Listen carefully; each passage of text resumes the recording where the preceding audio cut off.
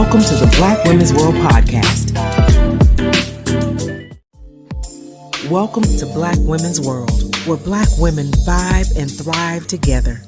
And if you ain't a Black woman, you'll get to know at least one. Because this Black Women's World, my Black woman's world, is whatever I say it is, simply because I am. So welcome, SistaNistas and SistaNistaLovers. We're here for you. Much love and peace. But good morning. Like I said, welcome everybody, and especially each one of you in the Peace Place community. And like I said, the one who just gave me my mantra for at least the next decade. I won't ever care. And it's just been so many things that I have had to apply to my life that has stuck. And just on a personal tip, and then not to divulge anybody else's information, there's so much going on in the world. And then you have to decide what parts of that is yours. I was speaking to somebody the other day, and they were saying, yeah, and this is going on, and that is going on, and this is going on, and that happened, and then this one, so and so. And I said, pause. How much of that is yours? Yeah, we know people, we're connected to people, but how much of that is yours? And when you say how much of that is really happening to me, it at least gives you a second to pause and categorize things and put them where they belong. You know, there's a science to everything. There's an order to everything.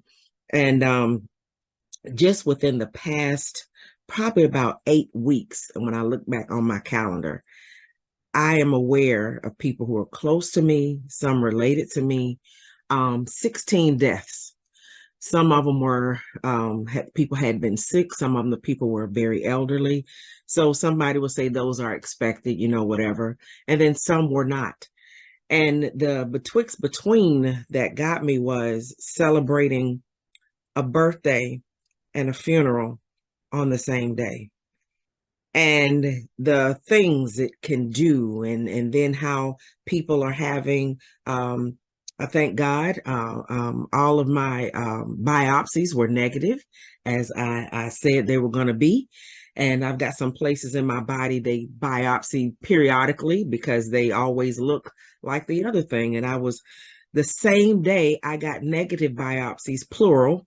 Somebody else I know a couple of weeks ago was positive. And so you get in those times where you like, how do I celebrate me and be considerate of how they feel? And, there's a thing at both and, at the same time, I can celebrate me, yet be compassionate. And it really takes the timing. It really takes the wisdom of God, of how to, be happy. And then those times where I've had tests that weren't necessarily biopsies that came out positive, and I had this situation, but somebody else's was negative. And it's like, how do you reconcile all of that? And it takes wisdom.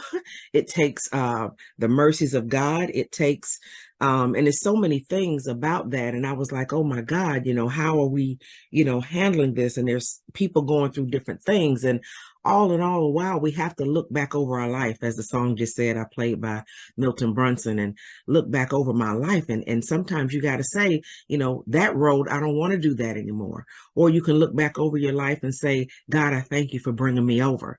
But I think the pausing and the rest that we've been talking about this year in 2023 has really given us the opportunity to at least pause and look back.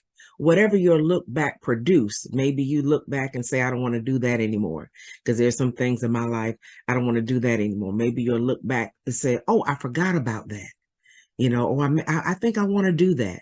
Or you'll look back, maybe you forgot about somebody that you want to go back and remember.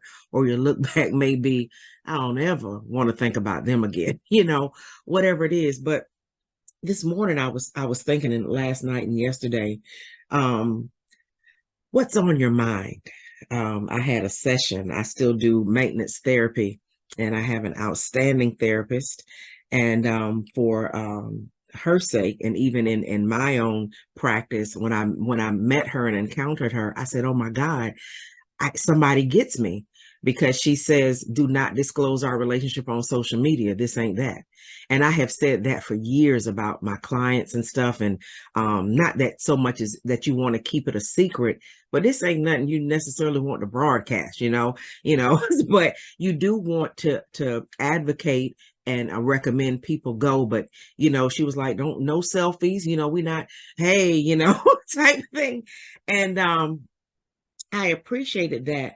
And one thing in one of our most recent maintenance sessions, because I go about maybe once a month or every other month, it'll depend. And one thing she says, and I have to give her credit without naming her, but one thing she says is, who'd you bring in the room with you today? And when she first asked the question, I looked around like, ain't nobody in here but me and you, should. It's just us.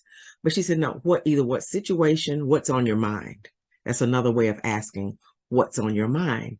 And then a question I posed to us earlier this year in another session was, how are you doing?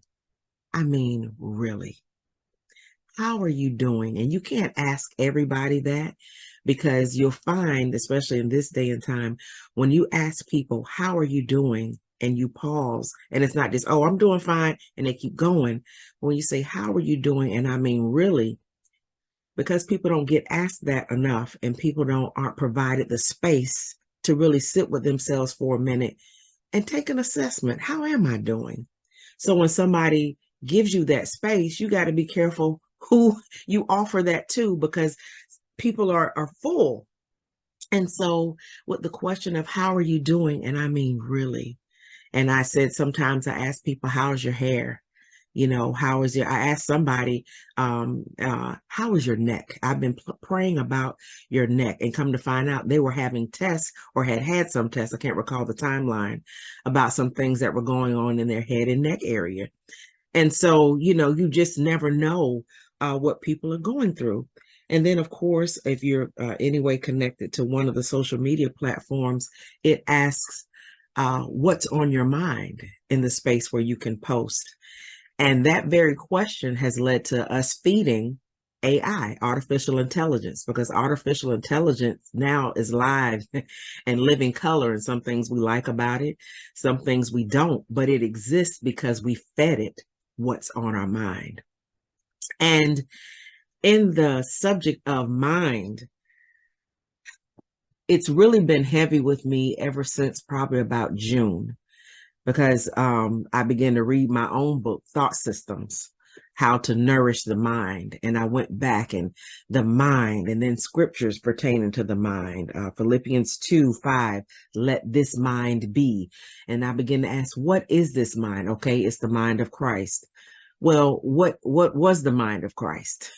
And I've said time and time again, Jesus was crucified not for what he did, but he was crucified for what he thought, what his mind was a threat, who he thought he was, and who he came to tell people that you are too. You're really no different from me. We all come from the Father and we are like our Father. So we let this mind, what is that mind? And then in Kings, I believe, 2 Kings, Solomon asks for understanding of the mind. I need to know the difference between good and evil. And in this day and time, because of the appearance, sometimes good looks like evil, sometimes evil looks like good, depending. How do I reconcile that? So right after Solomon asked, I need understanding of the mind. And God gave him discernment. God gave him exactly what he asked for. And I recall when I was a little girl, and well, not little girl, probably a preteen, and we had our first church my dad started was in our home, and then later on we moved to a building on a little old ceramic shop that was a cinder block building, and we had to go in there and clean it out. And can you imagine how ceramics, when you sand and fire, and it was dusty as a mug. But that was there. And I remember a preacher, he had gone to I think he was part of Deliverance Evangelistic Temple down in Jacksonville, L.O. Sanders Church, and his name was Reverend Jordan or Pastor Jordan. I can't remember his title at the point. And he was talking about asking for wisdom and not asking God. We ask God for material things and we don't. And he talked about how asking for wisdom. And then my mind rolled back the little excerpt I put at the beginning of Thought Systems, when I first heard the Bible story about wisdom, I couldn't have been no more about 6 or 7 years old. And it was an Easter Sunday. And she talked about how, I don't want to go into the story too deep, but when I thought about the first time I heard of wisdom, and in that Sunday school class, because in that church, we didn't have a classroom. We were just put on the back pews while everybody else did adult Sunday school at Pilgrim Rest. And so we didn't have classrooms, and it wasn't a big vestibule and whatever. We just sat on the back pews, and somebody whispered teaching us while the adults were doing Sunday school up front. And I remember her saying, and I think I read that excerpt on the podcast, if not in Peace Place, I asked, how did he get wisdom? And she went to the scripture and said, he asked. And I sat there in my little self and I said, I want that. I want wisdom. And I promise you, it's been the thread of my life, not to only ask for wisdom, but to be wise and seek it. And so then when I heard Minister Jordan speak about it many years later, and he was talking about you need wisdom even when you pray. And so here I go with my childlike mind. He said, some of y'all are too want to be materialistic and you want to ask God for $1 million. You know, that's not materialistic. And in the context of his sermon, you know, you understood what he meant. But in my mind, and I was like, well, if it's selfish and materialistic to ask God for $1 million, I'm going to ask God for $999,000.99.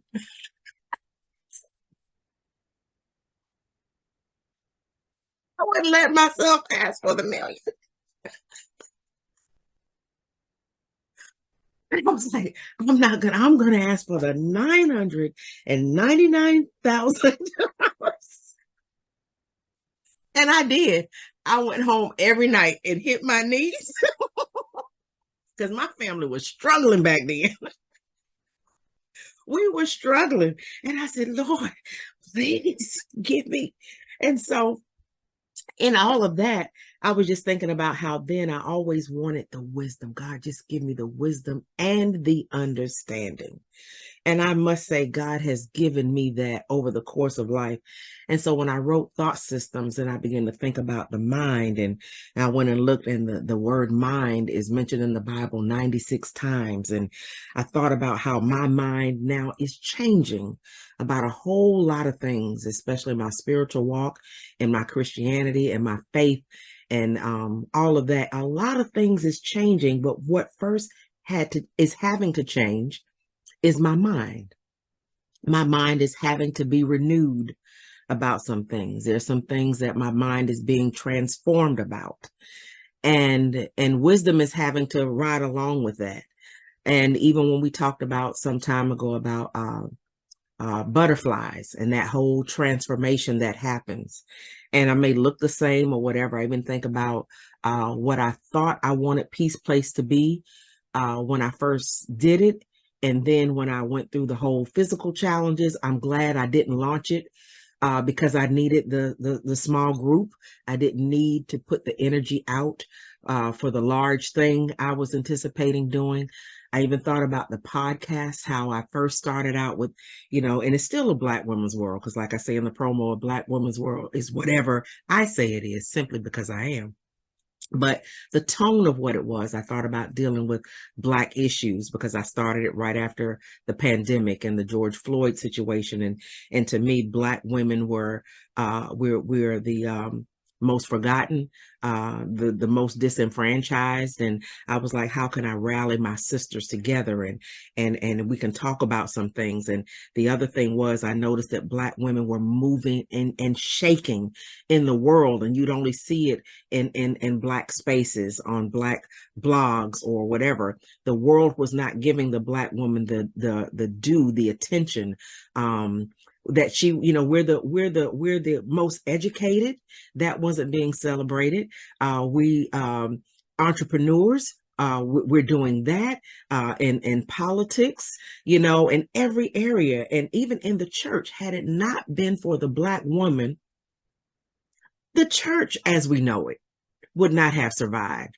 The Black woman was there on Wednesday night when everybody else was just showing up on Sunday morning. The Black woman was going in communities, and I'm not saying the Black man wasn't, but let's just, go with what we know, going in the communities, picking up children, taking them to vacation Bible school, teaching the Bible school, and caring for, making sure the pastor had his water, cooking in the fellowship hall, making sure, and then even the times when she couldn't stand in the pulpit, she still preached, and I've even been a part of churches where women literally could not stand in the pulpit. And if she did deliver a word on a Wednesday night or something, or even on a Sunday morning, had some words, they would never say preach. She had to do it from the floor. And so when I began to look at, even during the whole George Floyd era and all of that, I said, I'm going to bring Black women together and let Black women know I see us. I want to hear from us. And so when my life began to change, and so many different things began to change, and the tone of the podcast began to change. And I said, you know what? A lot of Black women are going through what I'm going through, but they don't have the platform, the voice, or sometimes even the language. So it's not so much as I'm making it about Black, I'm making it about me. And a lot of what's going on in me is going on in other women who are afraid to say so, don't know how to say so, don't even know. How many women have gone through sickness? How many women have gone through changing their mind about their business? How many women have gone through family issues, death, relationship changes, friendship changes? We all have gone through those things. So even with that change, and so I began to think about the mind and the sound mind and the way my mind is changing. And so then I want to say, what's this, 2023, late 2021, on the mind thing, before everything began to happen in my life. And then I took a sabbatical, late 2021, and then 2022, some things began to change. And I heard about, there was somebody I know, and they're very keen on self-care. But what I noticed was their self-care, which is necessary, was basically manicures and pedicures, and those things are necessary, and massages and all of that. And I began to think, okay, we take those are basically hygiene self-cares. What about the mind? Are we spending that much time on caring for the mind? We put all this money, and then you've got people want to talk about biological science, earth science, even behavioral science. But are we talking about the science of the mind? Are we talking about the science of our spirit? And even saying those words, sometimes people say, oh, where's she going? Science just means a specific order that things are done to get a specific result, or to prove or not prove something. There's nothing woo-hoo about the word science. And so when I thought about it, and I said, I'm a person, I go and get them feet did. I eat summertime or not, them feet is going to be dead, And manicures, not so much. I had a situation not before Owen and I got married. I had gone to get my nails done, and this was back in '93. Matter of fact, we're coming up on our 30th anniversary, December 4th. And so this was back in '93. I was going to get my nails done because that was what you do as a bride. And I had, gotten my nails done several times before, but I got a nail fungus, and it was so bad and so painful. I said, I ain't gonna never get my nails done like that again. And then I would let my nails grow. But then after I had Jada, my natural nails were so long and they were, very healthy. I didn't want to scratch her. And then after that, I got a job where you had to 10 key. Those are the number side of your keyboard. You had to 10 key at least 110 numbers a minute, because you had to be fast. And so I had one long hand and one short hand, and I was like, no, just cut them all off. So manicures ain't really a thing for me. I'll do my own at home, but the pedicures, and every now and then going to get a massage. And I'm like, but how are we manicuring the mind? How are we manicuring the mind? And I came up with a signature program that I titled Mind Manicure.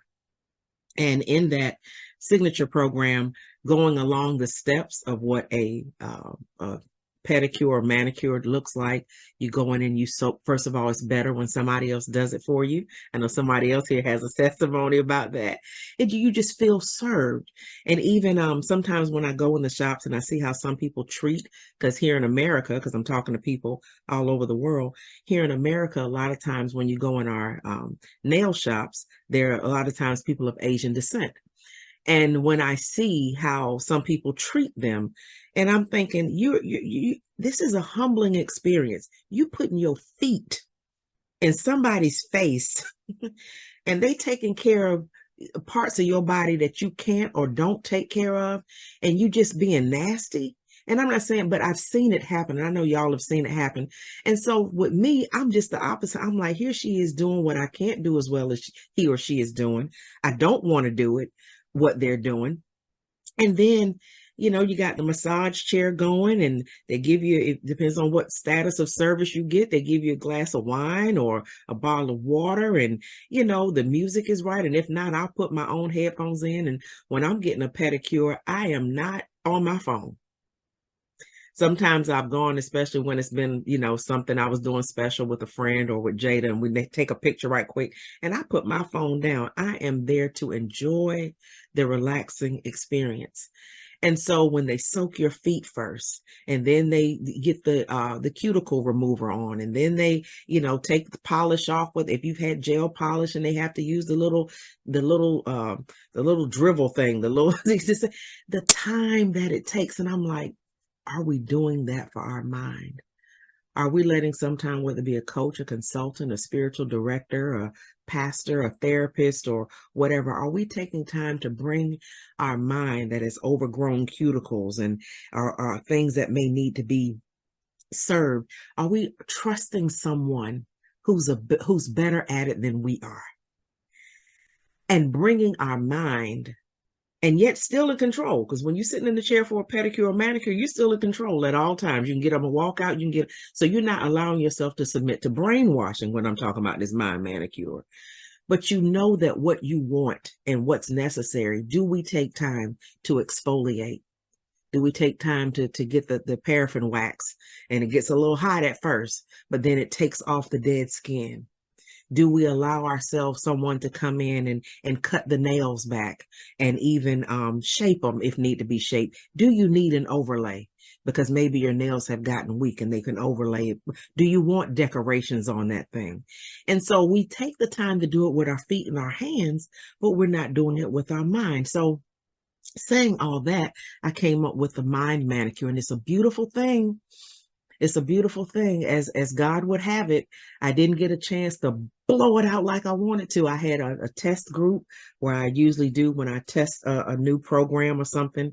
And then I was only able to actually offer it as a workshop only twice. And then my life flipped right side up, upside down. And so I kept hearing, Tracy, this is your mind manicure. This experience is your mind manicure. I've had to seek counsel. My therapist, coaching, all those things that I've offered, I had to do that. So the signature program was there, up and ready. And I mean, y'all know when I do something, it be tight, it was, but there, I had to go back and revamp the whole thing after this whole experience in my life. And so the podcast ain't what it used to be. And it may not look, going forward, Peace Place may look different, because there's some things I've got to say to help people manicure their minds, renew our minds, because that's where it all is. Sickness, disease, love, marriage, broke, rich, all these things happen first right here in our mind. And that may not be where the mind exists. We point to it because that's where the human brain exists. But the mind is the essence of who you are all over, And so when we talk about that mind, and I thought about thought systems, when I wrote that book, I didn't realize how it would pair with everything else going on as it pertains to the mind. The world wants your mind. The battle, the World War 3, 4, 5, 6 is happening in the mind. I know what's going on currently. Oh, my dad holding up my book. Thanks, Dad. what's going on currently in the world. You've got the war between Israel and Palestine, but it's so much more than just about that. And most people know that. You've got wars in the Congo and stuff that have been forgotten because of the location and the ethnicity of our people. You've got wars in different little places. You've got wars in politics. You've got wars in the banking system. You've got wars about AI versus not, all that stuff. And then you have to look around in your life and some points being in the world that has everything to do with how our lives are affected, but not being of the world, that ain't got nothing to do with me. How am I keeping my mind? How am I keeping this mind? How am I preserving my wisdom? And so moving forward, I know for the next year, it's going to be for me and anything I put my hands on between mind manicure and thought system and renewing the mind and letting this mind be. And one thing about it's going to feel redundant because we have had years where poison, wrong thinking, from racism and sexism and different parts of religion that have controlled our mind. And we got so much stinking thinking.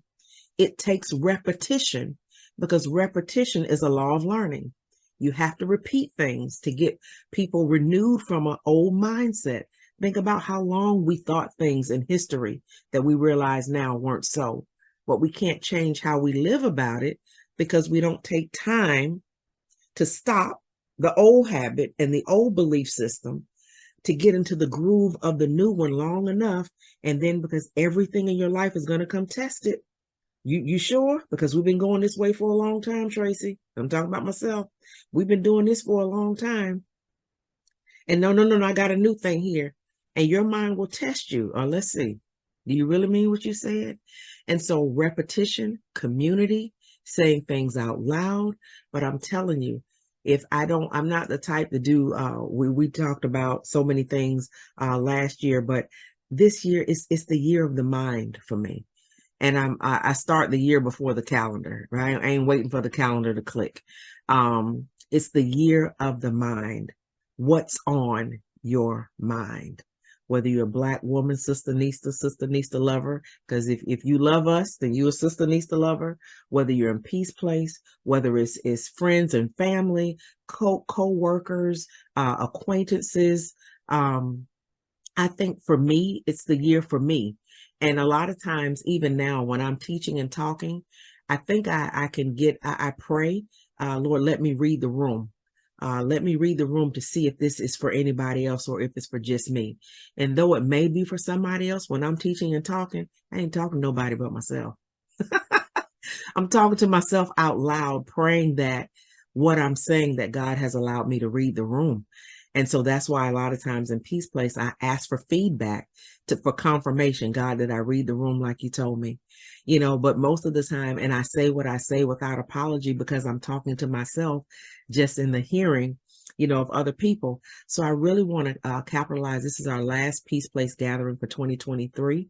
We won't resume until January 2024. And for the rest of the session, I would like to hear, the feedback on this, what I'm saying now, how it vibes with you. Have I read the room? And also what Peace Place or the Black Women's World podcast has helped you with over the course of the past 12 months or 11 months, because we're still in November. But just thinking about, and even if not, if we don't ride or vibe together moving forward, I love you.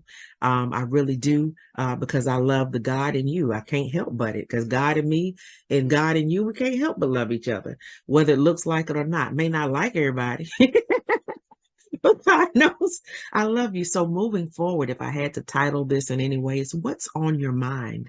Sit with that. And let's go ahead and move forward together, however and whomever God wills it, let's do these mind manicures. Let's spend the next 12, 13 months, or years for all I care, on doing the mind manicure, because it takes again and again. You don't go just get a manicure and a pedicure one time. Most people go every month or a couple times a month or whatever. And just remember that repetition and being redundant is a law of learning. and everything is a science. And we're going to put this thing together to make sure that we walk around here in this earth with our heads held high, knowing that we have and we live the mind of Christ, because that's what Jesus, the life of Jesus, the Christ consciousness came here for us to be. And we're going to let this mind be, because we get to, and we have the privilege and the responsibility. So what's on your mind? Don't just get it from that particular platform that shall not be named at this moment, but what's on your mind? And let's get our thought systems together in Jesus' name. I'm grateful and I love y'all for real. An Amazon best-selling author with an Art Book Club Incorporated 5-star rating and your self-discovery companion, TracyMac is setting positive change ablaze with her 3 incredible books. Do you lead?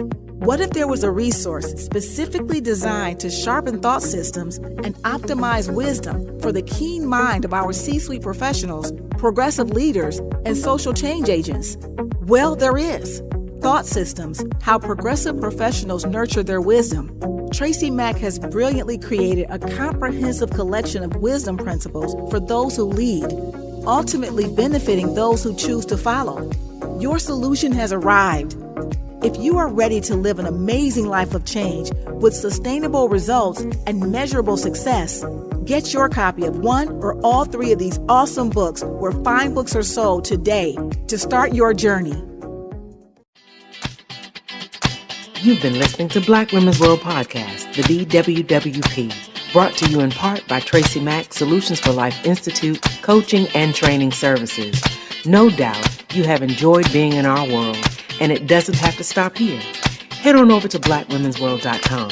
This is my personal invitation to you to stay connected with me on social media and more. I'd love to see you there, and I'm so grateful you came to be with me here. Invite someone else to join you in our queendom next time so they can feel the vibe of our tribe of SistaNistas and SistaNistaLovers too. Remember to be kind, be authentic, be generous, be excellent, be grateful, and while you're at it, go ahead and be extraordinary, because that's just what SistaNistas do, on purpose, through mission, with passion and compassion. It's a Black woman's world, baby, and you, my SistaNista, are proof. I'm your self-discovery companion, your professional peacemaker, and your host, TracyMac. Wherever you are in the world, may you love and be loved by somebody. Peace.